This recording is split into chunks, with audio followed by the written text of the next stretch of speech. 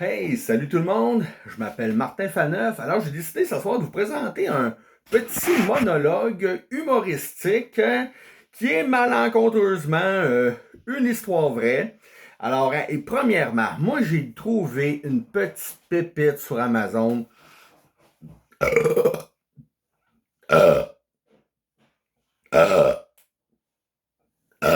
Ok, j'ai trouvé une petite pépite sur Amazon.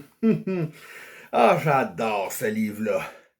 L'art de péter par Pierre-Thomas Nicolas Hurtaud. Oui, c'était un membre de la noblesse française qui a écrit un livre qui parle de flatulence parce que tout comme moi, c'était un pétomane.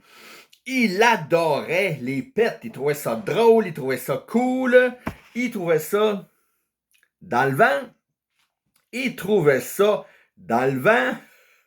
Oui. Hey, parlant de pets, ok, je vous jure, il faut que je vous raconte ça, ok? Quand j'étais plus jeune, à peu près à 24 ans, je sortais avec une fille quand même assez cool en général qui s'appelait Constance. Elle avait des belles qualités.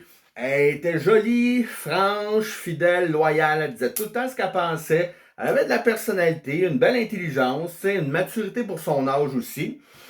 Bon, problème, elle était germaine et un contre-peu princesse. C'était une personnalité un peu dans le genre de Jackie dans Dead 70 Show. Tu sais, Mila Kunis, la comédienne, le personnage de Jackie dans Dead 70 Show, c'était vraiment la personnalité à Constance. Pas le même genre de physique, mais le même genre de personnalité. Puis une journée, ben Constance, elle s'est levée du mauvais pied parce que tous les deux, on avait pris une brosse la veille, OK?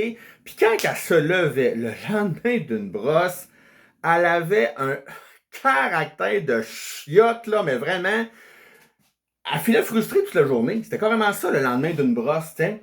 Puis là, elle avait fait de moi l'objet de sa frustration toute la journée. Alors, à la fin de la journée, j'ai jugé que l'heure de la vengeance avait sonné. Car comme mon psychiatre québécois préféré a un jour dit, Doc Mayou, okay, bon, la vengeance, c'est thérapeutique. Ça permet de régler un cas. Et moi, personnellement, j'irais même jusqu'à ajouter que ça permet de sortir de notre statut de victime puis donner une leçon de vie à quelqu'un. Alors, fuck le pardon, je tends pas l'autre joue. Moi, je suis juif, c'est œil pour œil, dent pour dent, claque pour claque, OK? Alors là, à la fin de la journée, il faisait chaud. Je commence à prendre ma douche avec Constance. C'était l'été, on prenait notre douche ensemble. Puis là, ma vengeance m'a été servie sur un plateau d'argent. Le plus gros envie de péter de toute ma vie, là, ça allait être plus qu'un pet. Là. Ça allait être une caisse, une fuse, une gargantuesque flatulence. Ça me ballonnait dans le ventre. Là. Je suis sûr que même une contraction de femme enceinte, elle cote pas ça. Bon, ça a l'air que nous, les hommes, on peut pas comprendre c'est quoi des contractions de femme enceinte. Ça a l'air que c'est épouvantable, mais en tout cas, le pet, il faisait quasiment mal dans mon cul tellement qu'il cognait à la porte, OK? Fait que moi, j'ai eu l'idée. Je me vire d'abord comme ça. Constance est en arrière de moi dans la douche. Je fais exprès, j'échappe le savon. Il n'y avait pas de danger. Je n'étais pas en prison. C'était pas Oncle Jack ou Roger Membré qui est en arrière de moi. C'était Constance. That's it, là, tiens. Là, je commence à, bon comédien comme je suis, Constance, j'ai le bout de savon dans les yeux, ça fait mal. Peux-tu me ramasser le savon, s'il te plaît? Non, je vois plus rien. Fait que Constance, qui est en arrière de moi, ben, c'est comme penché pour ramasser le savon. Fait que là, pendant qu'elle avait le visage devant mes grosses fesses, je l'ai pogné par la queue de cheval.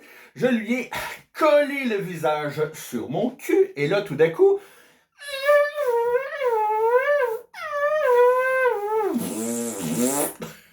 tu sais, un pet qui traîne en longueur, qui sonne comme une mouche qui vole un peu, là, tu sais, ce que j'appelle un fly fart, en plein dans la gueule de Constance.